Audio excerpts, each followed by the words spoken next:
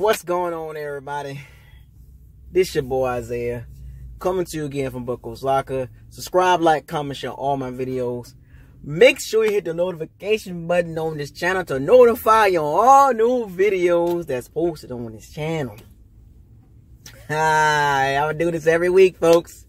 Until we find some consistency with this team, I'm gonna do these videos until we find consistency. I'm going to be hard on my team.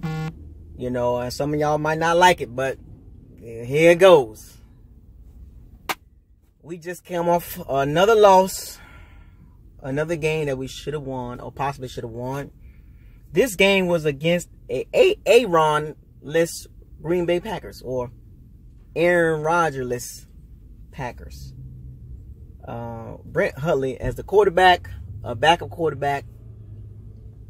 And I didn't catch the whole game, but I caught bits and pieces enough to talk about it. Brent Hundley threw for less than 100 yards. And somehow, some way, they still won the game. That is a testament to, once again, the coaches.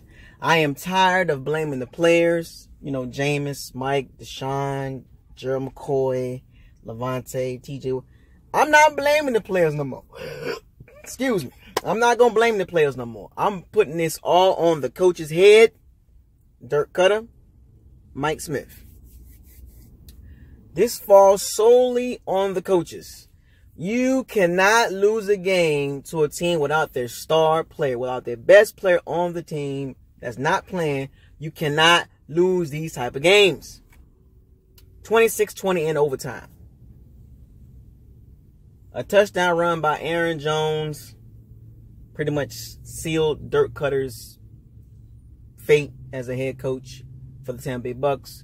Moving forward, I guess the rest of the season is basically just a tryout for the players and all that. Like I said, we got a good roster, so. But for the little bit of the game I did see, we were moving the ball. We outgained Green Bay probably times 2. I think we had like 400-something yards total offense. I don't know. But Peyton Barber had over 100 yards. Jameis threw the ball for about 260 plus, 270-ish. Or 270, 265, somewhere up in there. He had 2 touchdowns to Cameron Brate. He spreaded the ball around. First game back from an injury. He looked it pretty good.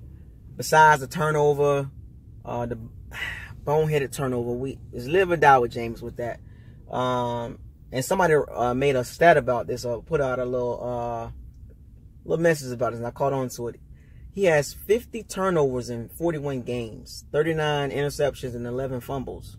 That's a lot of turnovers in 3 years. But Peyton Manning had similar stats, too, after year 3. So, who knows? Year 4, he might just blossom to something else. We don't know. But anyway, he had a pretty good game besides the turnover. Basically, the difference of the game was the turnover return for a touchdown by the Packers defensive line. We pretty much held them in check. When, you know, at the beginning of the game with Green Bay, I think Peyton Barber had a fumble, despite him having 20-something yards, which kind of, I scratched my head, like, where was he at the beginning of the season? Why we wasn't rolling with him? So, I don't know. Offensive line was very, very horrible. I'm surprised James didn't get hurt in the shoulder again. I think he got an ankle injury. Losing Ali Marpet and Demir Dotson pretty much showed.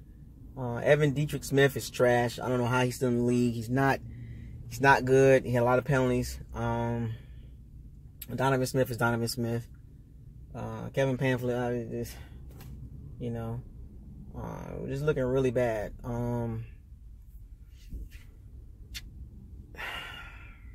Defensively, we tried, you know, to keep the Packers down, which we kind of did. Their running back had a good game. Passing wise, the secondary held up, but it was Brent Hundley under 100 yards, but it was Brent Hundley. So, but to give up, you know, 26 points to a team that shouldn't be winning games, it's bad. You know, special teams wise, you know, Patrick Murray did his thing, of course. Mike Evans was really not featured in the offense this week for some odd reason. If we're going to consider Mike Evans a top 5, top 10 receiver, Dirk Cutter don't treat him like one. I guess Dirk Cutter mad at him too and treating him like shit, like he do Jameis Winston and Deshaun Jackson and the rest of those guys. But the Deshaun Jackson signing looks like it turned out to be a bust for right now. It was a waste of money. The TJ Ward signing looks like to be a waste of money. The Chris Baker signing, I mean, this game is it's embarrassing to lose a game like this to the Green Bay Packers. And I'm not saying Green Bay Packers is a trash team, but without Aaron Rodgers, they barely make the playoffs. If they don't make the playoffs without Aaron Rodgers, pretty much. But as you can see, the difference between real coaching and bullshit coaching between Dirk Cutter and Mike McCarthy. Mike McCarthy don't even have a star player, and he still pulls out a victory. So that should tell you a whole lot about Mike McCarthy coaching versus Dirk Cutter. And if you watched the press conference yesterday with Dirk Cutter, Dork, he called him by his real name, but he's Dork Cutter. He had no words really. He was embarrassed, man. Like, that's an embarrassing loss, man. And I hope Jason Light and the Glazers see this. Like, the team pretty much done tuned this dude out for real. I don't think he come back next season after this loss, because guess who we got the next couple weeks? Atlanta, Carolina, New Orleans. We're not beating none of those teams because they fighting out for the playoffs. They're going to try to hammer our ass. But what did I say?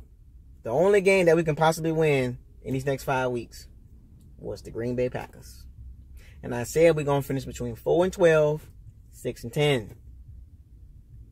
That 4-12 record looking really nice right now. That's a top 5, top 6 pick. I can't even get. There are some positive moments with the game. Like I said, James had a good game. Cameron Bray had a good game. And Peyton Barber had a good game. But Mike Evans, Deshaun Jackson, I don't even think Mike Evans had but about 2 catches. Deshaun had about 1 or 2 catches. OJ Howard, like 1 catch. I don't understand with all these weapons, we continue to struggle in the red zone and offensively at times. It's weird, man. It's weird to see that team on the field with all those weapons. Name me one team in the NFL that you can look at their best receiver and look at their 6 receiving option and tell me who got 6 better players totally. Yeah, Pittsburgh got their big 3. You know, New England got a bunch of, pass catchers. But I guarantee you, look at our top 6 receivers. We are a top 10 team when it comes to receiving core. That means tight ends, running backs, and receivers. We're top 10. That's talent. But we continue to sprawl on offense. Like, what the fuck? Defensively. Look at our defense. It's not a bad defense. But we're losing to teams like Green Bay. And then every time when it matters the most, we can't make a stop. In overtime, we were letting Brent Huntley run around, scramble around for 18, 19-yard gains and stuff. 20 yards off the ball, 15, 20 yards off the ball. The cornerbacks are damn near safeties. That's how far they line off the ball.